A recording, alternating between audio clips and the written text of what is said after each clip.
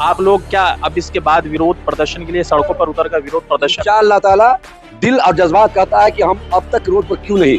हर मुसलमानों को चाहिए अपने हक और हुकूक की लड़ाई के लिए, देश को एक रखने के लिए, देश के अखंडता को बरकरार रखने के लिए रोड पर और सड़कों पे आकर के अपनी लड़ाई लड़नी चाहिए। ये भाजपा वाले हमारा हितैषी कब से?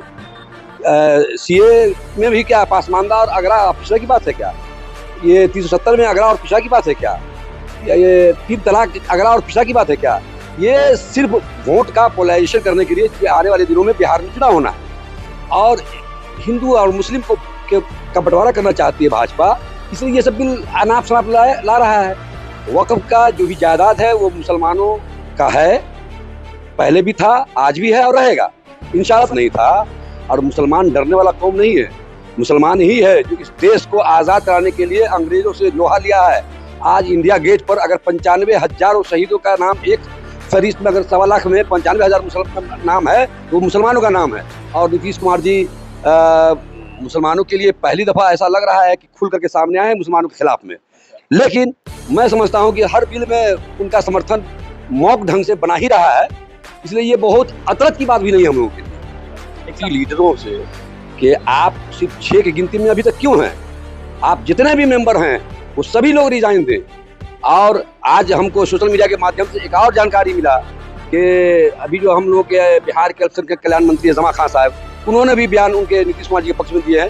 तो मैं समझता हूँ कि सिर्फ कुर्सी के लिए, कुर्सी बचाने के लिए, कुर्सी की खातिर है ना, आश्वासन सब झांसा है। ये सिर्फ झांसा देने की वाली बात है। पारदर्शिता होनी चाहिए ये मैं भी कहूँगा, लेकिन पारदर्शिता को आप इस तरह से हाईलाइट कर करके एक बिल ला करके पारदर्शिता, आप तो प्रधानमंत्री भाई, देश सरकार आपकी है, आप तो बिना बिल लाए हुए भी पारदर्शिता ला सकते थे। इसलिए ये सब झांसा है, ये सब कहने की बात है। तो आप लोग क्या अब इसके बाद विरोध प्रदर्शन के लिए सड़कों पर उतर कर विरोध प्रदर्शन? इंशाअल्लाह ताला दिल और जज्बात कहता है कि हम अब तक रोड पर क्यों नहीं। हर मुसलमानों को चाहिए अपने हक और हुकूक की लड़ाई के लिए, देश को एक रखने के लिए, देश के अखंडता को बरकरार रखने के लिए रोड पर और सड़कों पे आकर के अपनी लड़ाई लड़नी चाहिए। कारनामा वो मुस्लिम बनाम हिंदू, हिंदू बनाम मुस्लिम एक वजह से नहीं बने टेक्निकल ढंग से, तो लोग 12,000 का फर्क 2025 में नहीं रखने वाले हैं, बल्कि करोड़ों का फर्क रखेंगे। और तेजस्वी यादव आने वाले दिनों के बिहार के मुख्यमंत्री हैं, बिहार के भविष्य, नौजवानों की आस और उम्मीद है।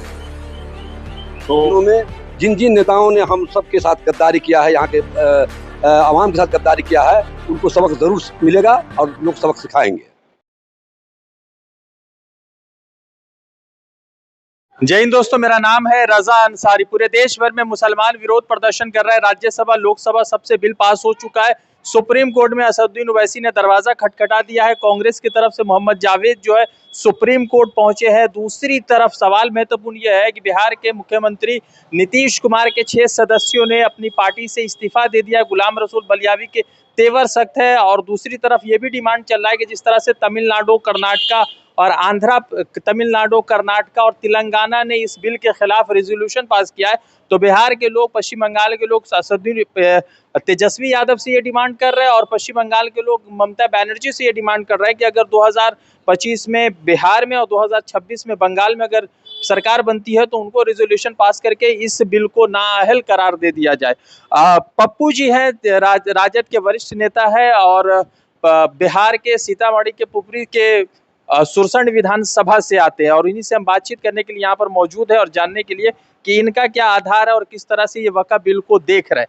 पप्पू जी, बहुत बहुत शुक्रिया जुड़ने के लिए। सवाल ये है कि पूरे देश भर में मुसलमानों को लग रहा है कि ये बिल उनके लिए हानिकारक है, विरोध प्रदर्शन चल रहा है। भाजपा कह रही है कि महिलाओं के लिए, पसमानदा के लिए इसमें हमने जगह बनाई है।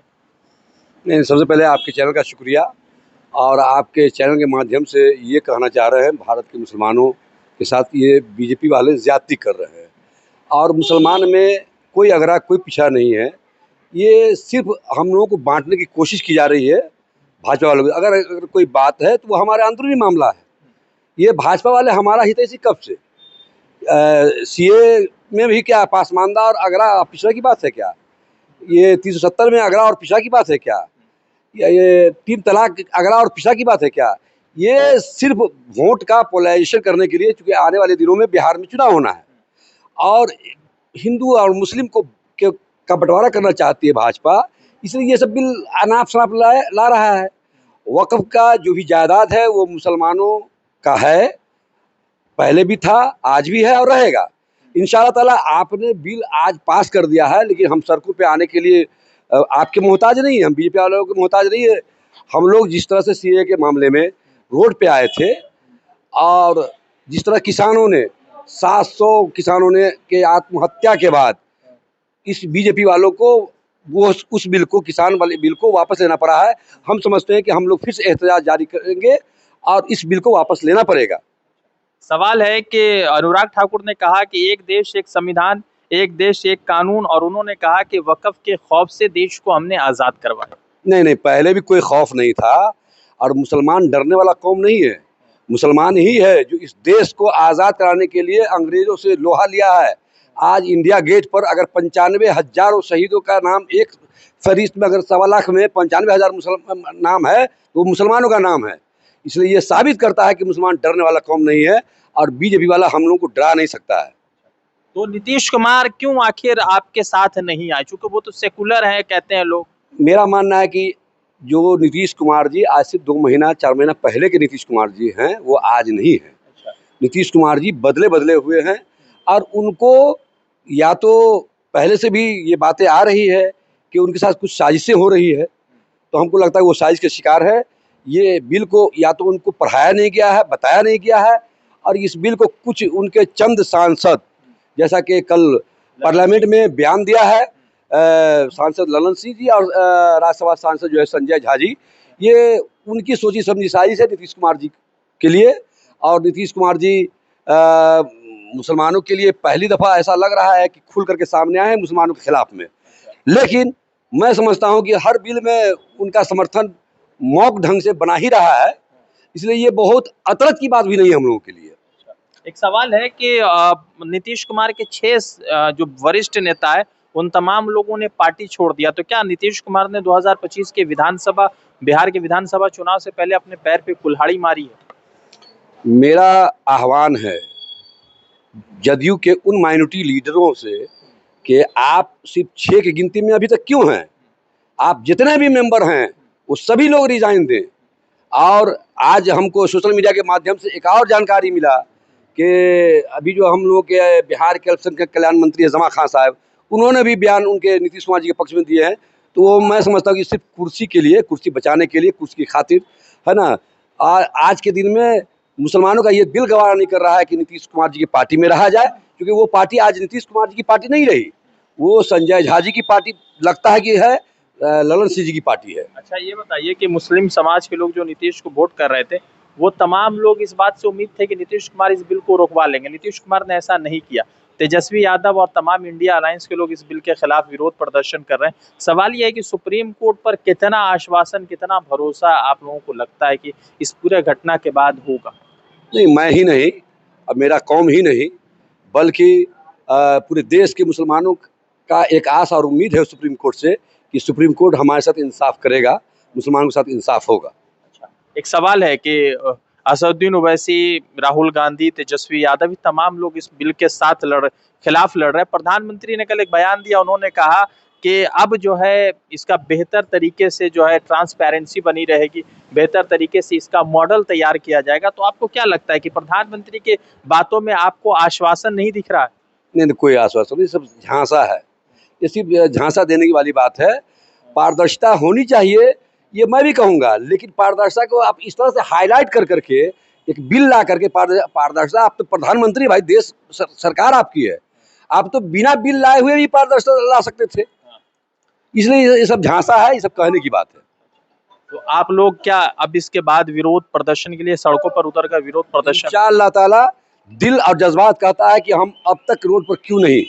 हर मुसलमानों को चाहिए अपने हक और हकूक की लड़ाई के लिए, देश को एक रखने के लिए, देश के अखंडता को बरकरार रखने के लिए रोड पर और सड़कों पे आकर के अपनी लड़ाई लड़नी चाहिए। एक सवाल है, क्या पर मुसलमान को सीएनआरसी के कानून में मुसलमानों के ने विरोध प्रदर्शन किया, फिर उसके बाद ट्रिपल तलाक का बिल आया, धारा 370, तो प्रधानमंत्री के लोग, नीतीश कुमार के लोग कह रहे हैं कि मुसलमानों के बड़े हितैषी है प्रधानमंत्री नरेंद्र मोदी। नहीं ना, अभी तक तो ऐसा कभी साबित नहीं हो पाया कि कोई हितैषी है।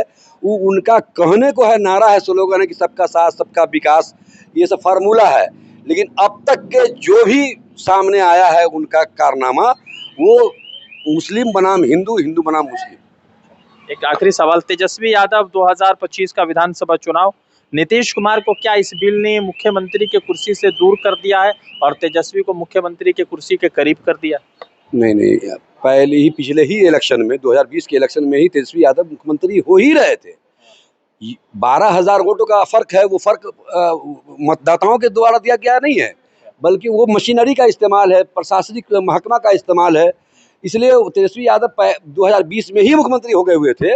अगर किसी वजह से नहीं बने टेक्निकल ढंग से, तो लोग 12,000 का फर्क 2025 में नहीं रखने वाले हैं, बल्कि करोड़ों का फर्क रखेंगे। और तेजस्वी यादव आने वाले दिनों के बिहार के मुख्यमंत्री हैं। बिहार के भविष्य, नौजवानों के आस और उम्मीद है। तो चंद्रबाबू नायडू और नीतीश कुमार, चिराग पासवान, जयंत चौधरी, जेडीएस, जेडीएस, इन तमाम लोगों को मुसलमानों का वोट मिलता है। इन तमाम लोगों ने मुस्लिम विरोधी बिल के पक्ष में वोट डाले। आपको क्या लगता है कि मुसलमान इन तमाम नेतागण को किस तरह से आगामी विधानसभा चुनाव में देखने जा रही? देखिए, हमारे पास ताकत है, तो एक वो ताकत है वोट का। इंशाअल्लाह ताला आने वाले दिनों में जिन जिन नेताओं ने हम सब के साथ गद्दारी किया है, यहाँ के आवाम के साथ गद्दारी किया है, उनको सबक ज़रूर मिलेगा और लोग सबक सिखाएंगे। तो पप्पू जी से बातचीत हो रही थी, लगातार इनसे बातचीत कर रहे थे। वक्फ संशोधन बिल पर विरोध प्रदर्शन चल रहा है, सुप्रीम कोर्ट जा चुका है और सुप्रीम कोर्ट में किस तरह से इस बिल पर जो है यहाँ के मुख्य न्यायाधीश का फैसला सामने आएगा और किस तरह से पक्ष रखी जाएगी। रज़ा अंसारी की रिपोर्ट, द इंडियन खबर के लिए। द इंडियन खबर, सच आपके सामने।